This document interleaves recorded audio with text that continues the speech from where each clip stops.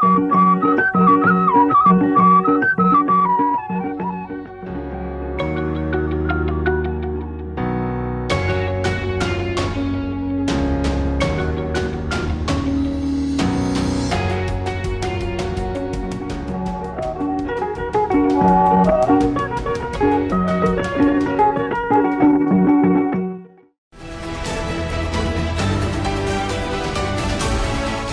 Call centre, SMS, telephone वा किसानको घर खेतबाट समेटिएका किसानका जिज्ञासाहरूमा किसानसँग विज्ञ कार्यक्रम किसान प्रश्न मञ्च। नमस्कार, कार्यक्रम किसान प्रश्न मञ्चको आजको श्रृङ्खलामा यहाँहरूलाई स्वागत छ। यस कार्यक्रममा हामी किसान कल सेन्टर, एसएमएस, सामाजिक सञ्जाल र किसानको घर खेतबाट समेटिएका किसानका समस्या अनि जिज्ञासालाई सम्बन्धित निकाय र विज्ञ मार्फत सम्बोधन गरी यहाँहरू समक्ष प्रस्तुत गर्दछौँ। आजको कार्यक्रममा मौरी पालनसँग सम्बन्धित किसानका समस्या अनि जिज्ञासालाई सम्बोधन गर्नेछौँ। सम्बोधन गर्नका लागि विज्ञको रूपमा हुनुहुन्छ मौरी विकास केन्द्र गोदावरीका प्रमुख तीर्थ कुमार श्रेष्ठ। यहाँलाई कार्यक्रममा हार्दिक स्वागत छ। नमस्कार। कार्यक्रमको पहिलो प्रश्नमा मौरीको रानो कसरी उत्पादन गर्ने होला भनी बागलुङबाट सुषमा शर्माले जिज्ञासा राख्नु भएको छ। रानी उत्पादन गर्ने दुईवटा तरिकाहरू छन्। एउटा प्राकृतिक तरिकाबाट मौरी आफैले उत्पादन गर्छ, त्यसलाई चाहिँ व्यवस्थापन गर्ने हो, र अर्को कृत्रिम तरिकाले रानी उत्पादन गर्ने छ। त्यो प्राकृतिक किसिमले रानी उत्पादन गर्न सकिने भनेको चाहिँ खास गरेर चाहिँ हुल निर्यासका कोषहरू चाहिँ सिजनमा वर्षमा 2 पटक सिजन आउँछ। भदौको 15 देखि मङ्सिरको 15 सम्म एउटा सिजन छ। त्यति बेला यसको मौरीको सन्तान वृद्धि हुने काम हुन्छ। अर्को फागुनदेखि असारसम्म जुम्लाको केसमा हेर्ने त भदौसम्म नै रानी कोषहरू बन्ने, भालेहरू चाहिँ उत्पादन हुने काम चाहिँ हुन्छ। त्यति बेला चाहिँ प्राकृतिक किसिमले चाहिँ बनेको चाहिँ स्वार्मिङ सेलहरू छन् अथवा चाहिँ हुल निर्यासका कोषहरू छ भने सानो स्केलमा पालन गर्ने किसानहरूलाई त्यही स्वार्मिङ सेल नै प्रयोग गरेर अथवा चाहिँ हुल निर्यासका कोष नै प्रयोग गरेर रानी उत्पादन गरेर आफ्नो व्यवसायहरू चाहिँ अगाडि बढाउन सक्नुहुन्छ। होइन अलि व्यवसाय किसिमले चाहिँ उत्पादन गर्ने व्यवसाय किसिमले चाहिँ मौरी पालन गर्ने किसान साथीहरू हुनुहुन्छ भने उहाँको लागि कृत्रिम किसिमले रानी उत्पादन गर्नुपर्ने हुन्छ। सबभन्दा पहिले कृत्रिम रानी उत्पादन गर्नको लागि हाम्रो किसानहरूले चाहिँ माउ गोला अथवा चाहिँ आमा गोला चाहिँ छनौट गर्नु पर्यो। आमा गोला छनौट गर्नको लागि सबभन्दा पहिले आमा गोला भनेको चाहिँ एकदम जातीय हिस्किताले उत्कृष्ट हुनु पर्यो, शुद्धता हुनु पर्यो।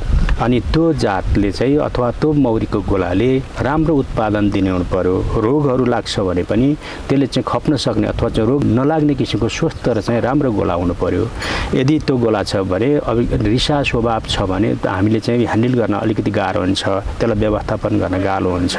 त्यो अवस्थामा चाहिँ अलिकति रिसा स्वभाव चाहिँ कम भएको अथवा कम रिसालु भएको चाहिँ त्यस्ता गोलाहरूलाई चाहिँ छनौट गर्ने र जाडो समय अथवा प्रतिकूल मौसममा पनि यसले आफ्नो गोलालाई बचाइराख्ने त्यो गुण भएको चाहिँ गोलालाई चाहिँ माउ गोलाको रूपमा हामीले छनौट गर्नुपर्छ। त्यसका लागि हाम्रो चाहिँ जुन एपियरी छ, मौरी खर्क छ, त्यसमा चाहिँ धेरै वर्षदेखि कम्तीमा 8-10 वर्ष पहिलेदेखि नै त्यसलाई अभिलेखीकरण गर्दै त्यसका चाहिँ गुणको बारेमा हामीले चाहिँ त्यो गर्नुपर्छ एउटा। अर्को हामीले चाहिँ त्यसको चाहिँ हाइजेनिक बिहेभियर भन्छौँ, गोलाको मजबुती भन कस्तो छ भनेर हामी टेस्ट गर्छौँ। एउटा पेपरको विधिबाट राख्छौँ, अर्को चाहिँ पेनिङ विधिबाट चाहिँ त्यसलाई टेस्ट गरिसकेपछि त्यो गोला कतिको राम्रो छ अथवा राम्रो छैन भनेर हामीले त्योबाट पनि त्यसको गोलाको चाहिँ अवस्था चाहिँ पत्ता लगाउन सक्छौँ। पिनले चाहिँ कोषहरूलाई चाहिँ हामी त्यहाँ मार्छौँ, टालेको कोषहरू मार्छौँ। त्यसपछि त्यो भइसकेपछि अनि त्यस आज हामीले गऱ्यौँ भने त्यसलाई चाहिँ भोलि 24 घन्टा पनि त्यसले कोष सफा गरिसक्यो। कतिवटा कोष त्यसले सफा गर्न सक्यो, त्यसको आधारमा त्यो गोला कति सक्रिय, कति चाहिँ राम्रो छ अथवा छैन भनेर त्यसले चाहिँ एउटा चाहिँ इन्डिकेसन गर्छ, एउटा सङ्केत गर्छ। त्यसको आधारमा पनि गोला हामी चाहिँ छनौट गर्छौँ। यसरी गोला छनौट गर्नको लागि चाहिँ आमा गोला चाहिँ केका लागि भन्छ, एउटा चाहिँ एक दिने छाउराको तयारीको लागि हामी चाहिँ त्यो गोला छान्छौँ भने अर्को भाले उत्पादनको लागि पनि त्यसरी नै आमा गोला चाहिँ छान्छौँ। उत्कृष्ट गुण भएकालाई चाहिँ छानेर अनि हामीले चाहिँ पछि चाहिँ एउटा चाहिँ गोलाको रूपमा स्थापित गर्ने हो। त्यसपछि हामी भाले उत्पादनको काम गर्छौँ। भाले उत्पादन गर्ने पनि एउटा छुट्टै तरिकाहरू छन् र भाले उत्पादन अब भयो भन्ने भइसकेपछि बल्ल अब चाहिँ हामीले चाहिँ रानी उत्पादनको पाटो हामी सुरु गर्छौँ। त्यसका लागि हामीले सबभन्दा पहिले के गर्नु पर्यो नि ती गोलाहरूलाई चाहिँ जुन आमा गोला उत्कृष्ट आमा गोला छ त्यसबाट हामीले चाहिँ एक दिने छाउरा चाहिँ तयारी गर्छौँ। एक दिने छाउरा तयारी गर्नको लागि हामीले चाहिँ अलिकति चाकाहरू चाहिँ अलिक कालो भएको चाकालाई चाहिँ हामीले चाहिँ चिनी चास्नी चाहिँ दिएर अनि त्यो आमा गोलामा जुन हामीले चाहिँ छानेर उत्कृष्ट गरे त्यो आमा गोलामा हामी चाहिँ त्यो उसलाई फ्रेमलाई चाहिँ राख्छौँ। त्यहाँ आज राखिसकेपछि भोलिपल्ट त्यसमा उसले चाहिँ सफा गरिसकेर अनि उसले चाहिँ रानीले अन्डा पार्न सुरु गरिसकेको हुन्छ।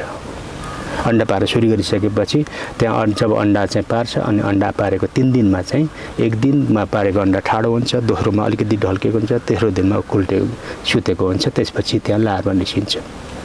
अनि हो त्यो लार्भालाई हामीले चाहिँ ग्राफ्टिङ निडल भन्छ। ग्राफ्टिङ निडलको सहायताले कपमा चाहिँ क्विन कप हुन्छ, त्यो हाम्रो चाहिँ रेडिमेड पनि पाइन्छ प्लास्टिकमा, मेलिफेरा कपमा हो भने अनि सेराना कपमा पनि हामीले बनाउनु पर्छ। राम्रो मैनबाट त्यसलाई चाहिँ डिपिङ रडको सहायताले त्यो क्विन कपहरू बनाउँछ अनि त्यसपछि क्विन स्ट्रिकहरू चाहिँ बनाउँछ त्यहाँ टसाएर अनि ग्राफ्टिङ फ्रेममा त्यसलाई चाहिँ हामी राख्छौँ, टसाउँछौँ र त्यो चाहिँ ग्राफ्टिङ निडलको सहायताले त्यो लार्भा चाहिँ कम उमेरसम्मको एक दिने लार्भालाई चाहिँ हामी त्यहाँ ट्रान्सफर गर्छौँ र त्यसलाई हामी चाहिँ अर्को कलिला उमेर समूह भएको मौरीहरूलाई राखेर एउटा चाहिँ हामी गोला चाहिँ तयार गरेका हुन्छौँ। हामी त्यसलाई नर्सरी गोला भन्छौँ।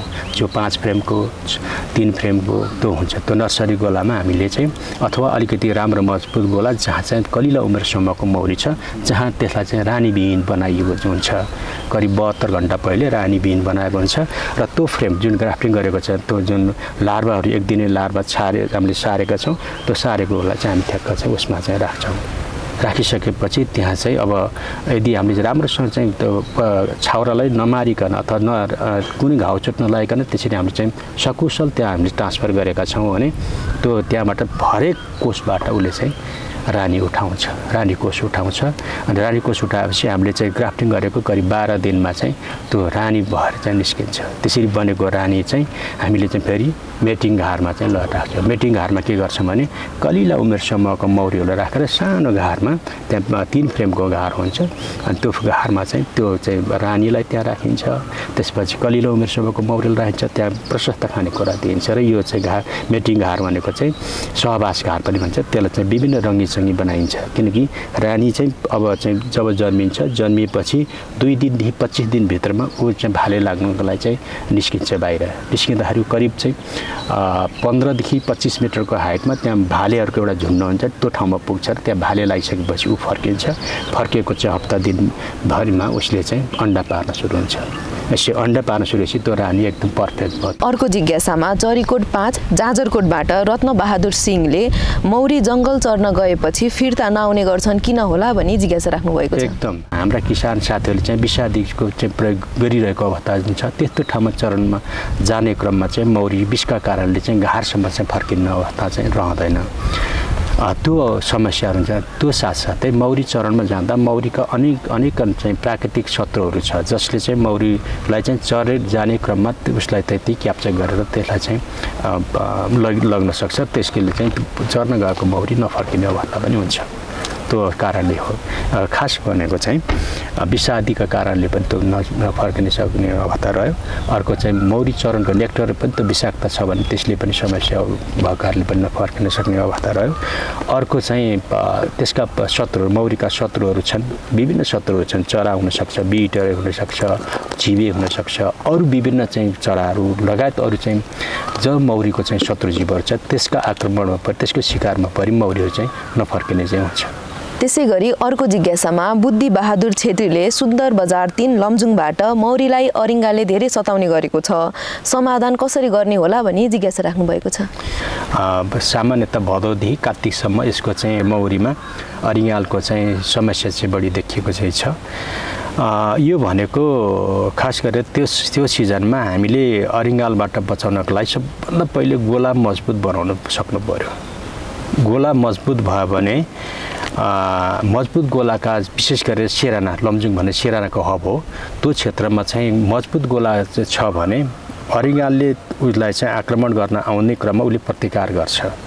जब 1-2टा त्यति बेला मौरी त मर्छ उसले प्रतिकार गर्ने क्रममा चाहिँ 1-2टा मौरीले चाहिँ प्रतिकार गरेपछि अरू मौरी पनि त्यसमा थपिएर उसले चाहिँ त्यो अरिङ्गाललाई चाहिँ एउटा चाहिँ बल बनाउँछ पुरै मौरीले घेरेर चाहिँ एक किसिमको बल बनाउँछ उसले हिट क्रिएट गर्छ र उसलाई चाहिँ अरिङ्गालाई त्यही मारिदिएको अवस्था छ मैले त्यो किसिमको देखिन्छ अलिकति मजबुत गोला छ भने कमजोर गोला छ त्यो गर्न सक्दैन त्यसो भए आदरणीय किसान साथीहरूलाई मैले के भन्न चाहन्छु व्यवसायले के भन्न चाहन्छु सबभन्दा पहिले तपाईँहरूले चाहिँ आफ्नो गोला चाहिँ मजबुत बनाउनुहोस् अब अरिङ्गालको चाहिँ त्यस्तो चाहिँ गोलाहरू छन् भने त्यसलाई चाहिँ अब नष्ट गरिदिनुहोस् त्यसलाई चाहिँ हटाइदिनुहोस् ताकि हाम्रो गोला मौरीलाई चाहिँ त्यसले चाहिँ हानिकारक नगर्छ यदि अब हामीले अरू केही छैन भने अब त्यसलाई चाहिँ अन द स्पट बसेर हामीले चाहिँ एउटा दाबिलो काठको दाबिलो अथवा हामीले यस्तो किसिमको चाहिँ म्याट हामीले अहिले पछिल्लो चरणमा यो किसिमको म्याट पनि प्रयोग गर्छ यो भनेको चाहिँ लामखुट्टे चाहिँ मार्नको लागि प्रयोग गर्ने म्याट हो यसमा मौरीलाई जोगाएर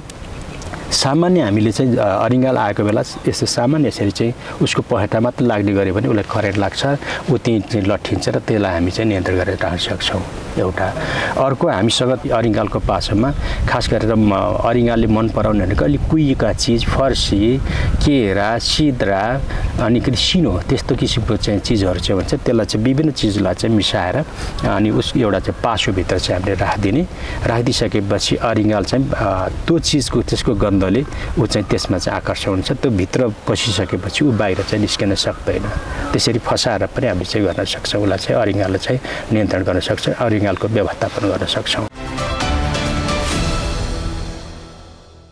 अर्को जिज्ञासामा मौरीको छाउरा मर्ने समस्या छ समाधान कसरी गर्ने होला भनी धुरकोट 1 गुल्मीबाट गुरुप्रसाद पोखरेलले जिज्ञासा राख्नु भएको छ यो खास गरेर एक किसिमको चाहिँ ब्याक्टेरिया कारणले चाहिँ हुने गर्छ र खुला कोषमै मौरीहरूको चाहिँ मरिरहेको अवस्था चाहिँ देखिन्छ र अलिकति नमिठो गन्ध आउने हुन्छ र त्यसको चाहिँ रङ्ग पनि फरक हुन्छ छाउरा सफेद सेतो हुनुपर्नेमा त्यो केही खैरो अलिकति चाहिँ खरानी रङको भएर चाहिँ जान्छ र त्यसपछि नमिठो गन्ध आउने हुन्छ अब यसको चाहिँ प्रमुख भनेको चाहिँ छाउरामा लाग्ने हो हामीले चाहिँ यसका लागि सबभन्दा महत्त्वपूर्ण कुरो भने सबभन्दा छनौट प्रक्रियाबाट अलिकति राम्रो गोला जहाँ यो किसिमको रोग लाग्दा पनि खप्न सक्ने चाहिँ कुन छ त त्यस्ता गोलाहरूको हामीले चाहिँ खोजी गर्नु पर्यो त्यस्ता गोला चाहिँ छनौट गर्नु पर्यो एकदम स्वस्थ गोला र गोलालाई मजबुत बनाउन सक्यो भने त्यो गोलामा यो किसिमको रोग लाग्दैन गोला निरीक्षण नियमित गर्नु पर्यो कम्तीमा पनि महिनामा 2 पटक अथवा चाहिँ 10 दिनमा 1 पटक चाहिँ गोला निरीक्षण गोलाको के अवस्था छ त्यहाँ खानाको अवस्था के छ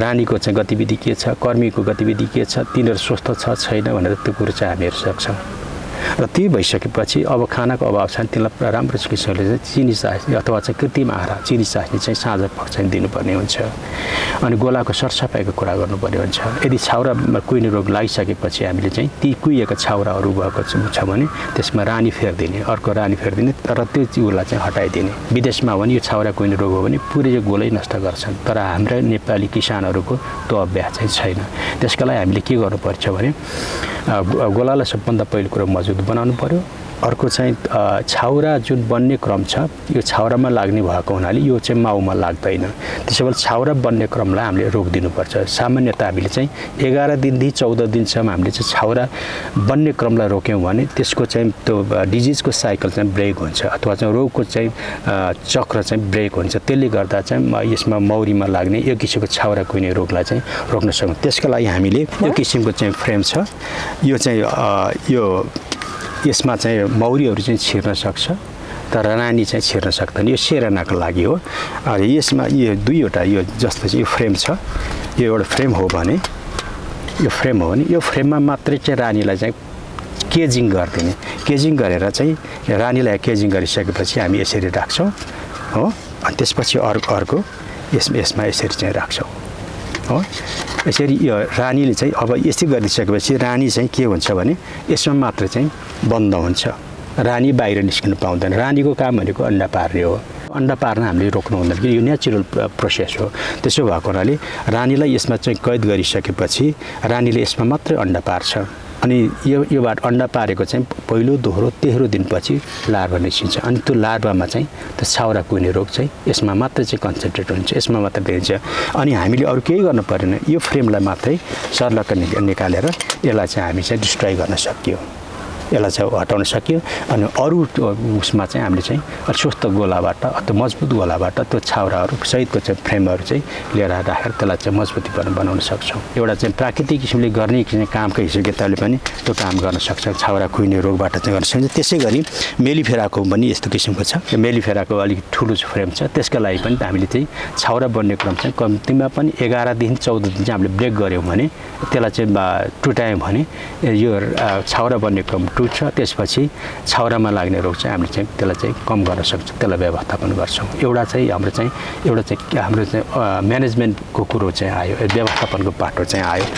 अब होइन हामीले चाहिँ अब केही औषधिको केमिकलहरूको प्रयोग गर्ने भने यसका लागि पनि केही औषधिहरू छन्, एन्टिबायोटिकहरू छन्, जस्तो चाहिँ टेट्रासाइक्लिन भनिन्छ, ओ टेट्राभेट भन्ने पाइन्छ। ओ टेट्राभेट भनेको चाहिँ त्यो 100 ग्रामको चाहिँ एउटा चाहिँ भायलमा पाइन्छ, त्यो भेटनरी मेडिसिन हो। 100 ग्रामको चाहिँ एउटा भायल हुन्छ, त्यसमा चाहिँ एउटा गोलाको लागि चाहिँ आधी ग्राम भए पुग्छ। त्यो चाहिँ चिनी चास्नीमा घोलेर चाहिँ 1 गोलालाई दिने हो। त्यो चाहिँ लगातार 3 दिनसम्म दिइसकेपछि यो छाउरा कुहिने रोगलाई चाहिँ मिनिमाइज गर्न सकिन्छ एउटा। र अहिले हाम्रो किसानले चाहिँ प्र्याक्टिस गरिरहेको के छ भने सिफेक्सिन 200 mg को चाहिँ एउटा चाहिँ ट्याब्लेट पाइन्छ, त्यो पनि एक किसिमको एन्टिबायोटिक हो। त्यसलाई चाहिँ एक ट्याब्लेटलाई पिसेर चाहिँ धुलो बनाइसके त्यसले चाहिँ कम्तीमा 5 गोलासम्म पुग्ने किसिमले चाहिँ चिनी चास्नीमा मिसाएर लगातार 3 दिनसम्म दिँदाको अवस्थामा चाहिँ यो रोगबाट चाहिँ किसानहरूले चाहिँ छुटकारा पाएको चाहिँ अनुभव पनि छ, त्यो गर्न सकिन्छ। अर्को जिज्ञासामा मध्य नेपाल 3 लमजुङबाट युवराज साखीले मौरीलाई चरण गराउँदा एउटै ठाउँमा उपयुक्त हुन्छ कि फरक ठाउँमा चराउँदा उपयुक्त हुन्छ भनी जिज्ञासा गर्नुभएको छ। हामीले प्रतिघार उत्पादन र उत्पादन बढाउने हो भने मौरीलाई एक ठाउँमा राखेर होइन, मौरीलाई स्थानान्तरण गर्नुपर्छ। एक ठाउँमा होइन, फरक ठाउँमा। विशेष गरेर यो अभ्यास चाहिँ मेलिफेरा पाल्ने अथवा चाहिँ आयातित मौरीमा चाहिँ यो अभ्यास चाहिँ हाम्रो किसानले गरिरहनु भएको छ। जुन ठाउँमा चाहिँ चरणको चाहिँ स्रोतहरू चाहिँ राम्रो छ, जस्तो चिउरी फुलेको सिजनमा यता सर्लाईका किसानले प्युठानसम्म लिएर जानुहुन्छ, मोरङका किसानले बर्दियासम्म चाहिँ लिएर गएको चाहिँ छ। जहाँ चरणको चाहिँ स्रोत राम्रो छ त्यो ठाउँसम्म चाहिँ लैजाँदाखेरि चाहिँ त्यसले चाहिँ चरणबाट हुने नेक्टरहरू चाहिँ राम्रोसँग सङ्कलन गर्ने, पोलेन चाहिँ सङ्कलन गर्ने, गोलाको मजबुती पनि राम्रो हुने, त्यसपछि महको उत्पादन पनि बढ्ने हुनाले त्यो चरण स्रोत चाहिँ एक ठाउँमा मात्रै हुँदैन, फरक ठाउँ हुन्छ। फरक सिजनमा त्यसो भएकोले चाहिँ यसलाई चाहिँ एक ठाउँमा राखेर भन्दा जहाँ चरण स्रोतको चाहिँ उपलब्धता छ, उपलब्ध भएअनुसार त्यो ठाउँमा चाहिँ स्थानान्तरण गरेर चाहिँ चराउँदाखेरि चाहिँ मौरी गोलाबाट हामीले चाहिँ लिन सकिने चाहिँ उपजहरू उत्पादनहरू बढी लिन सकिन्छ। त्यसैले चाहिँ चरणको लागि चाहिँ लानु एक ठाउँमा होइन, फरक ठाउँमा लाँदाखेरि चाहिँ राम्रो हुन्छ। यो सेरानामा चाहिँ अलिक कम छ, मेलिफेरामा अधिकांश साथीहरूले चाहिँ त्यसरी लाने स्थानान्तरण गर्ने गर्नुभएको छ। र यो जाजरकोटका हाम्रा किसान साथीहरू जसले लोकल जातको चाहिँ मौरी पाल्नुहुन्छ उहाँले पनि त्यो ठाउँमा चाहिँ स्थानान्तरण गरेर चाहिँ लानुहुन्छ, जसले गर्दा चाहिँ मेली सेरानाको चाहिँ उत्पादन भएको 10-15 केजी मात्रै भन्दाको अवस्थामा त्यहाँ 25 केजीसम्म उत्पादन गर्नुभएको चाहिँ रेकर्ड छ। अन्तिम जिज्ञासामा मौरी पालन सुरु गर्दा कसरी गर्ने भनी सुन्दर हरैचा 6 मोरङबाट प्रदीप श्रेष्ठले जिज्ञासा गर्नुभएको छ। यो सानो स्केलबाट सुरुवात गर्नुहोस्, कम्तीमा 4 घार 5 घार 10 घारबाट सुरु गर्नुहोस्। अनि यसका सुरु गर्नुभन्दा पहिले मौरी सम्बन्धी चाहिँ यसका चाहिँ आधारभूत ज्ञानसिप चाहिँ हासिल गर्नुहोस्। अनि तपाईँको क्षेत्रमा मौरी चरणका बोट बिरुवाहरू कति छन्, आफूले खेती गरेका बोट बिरुवा कति छन्, जङ्गली स्रोतका चाहिँ कति उपलब्ध छ मौरीलाई चरण हुने किसिमको बोट बिरुवा, अनि त्यो क्षेत्रमा विषादीको प्रयोग हुन्छ कि हुँदैन। यदि विषादीको प्रयोग हुन्छ भने मौरीको चाहिँ व्यवसाय चाहिँ हुँदैन, किनभने विषादीको कारणले मौरी व्यवसायलाई अगाडि बढाउन चाहिँ सकिँदैन। त्यसो भएकोले त्यो क्षेत्र जुन क्षेत्र चाहिँ विषादीको प्रयोग हुँदैन, मौरी चरणको राम्रो सम्भावना छ र तपाईँमा त्यो किसिमको ज्ञानसिप छ भने यसलाई चाहिँ सानो स्केलमा चाहिँ सुरुवात गर्ने, पछि चाहिँ आफूलाई चाहिँ अनुभव हुँदै गइसकेपछि यो व्यवसायलाई पनि बिस्तारै चाहिँ वृद्धि गर्दै लान सक्ने अवस्था चाहिँ रहन्छ। किसानहरूले राख्नुभएको समस्या तथा जिज्ञासाको समाधान खोजिदिनु भएकोमा यहाँलाई धेरै धेरै धन्यवाद। म आफूले चाहिँ अनुभव गरेका, म आफूले जानेका विषयवस्तु उहाँहरू समक्ष चाहिँ पस्किन पाउँदा मलाई पनि खुसी लागेको छ। कृषि सूचना तथा प्रशिक्षण केन्द्रद्वारा सञ्चालित किसान कल सेन्टरको टोल फ्री नम्बर 1660195000 साथै मेल एड्रेस info@aitc.gov.np मा आफ्नो समस्या तथा जिज्ञासाहरू राख्न सक्नुहुनेछ। हस् त आजको लागि किसान प्रश्न मञ्च कार्यक्रम यति नै। अर्को साता पनि किसानहरूको समस्या तथा जिज्ञासाको समाधान लिई पुनः उपस्थित हुने नै छौँ। त्यतिन्जेलसम्मका लागि म लगायत सम्पूर्ण टिमलाई बिदा दिनुहोस्। नमस्कार।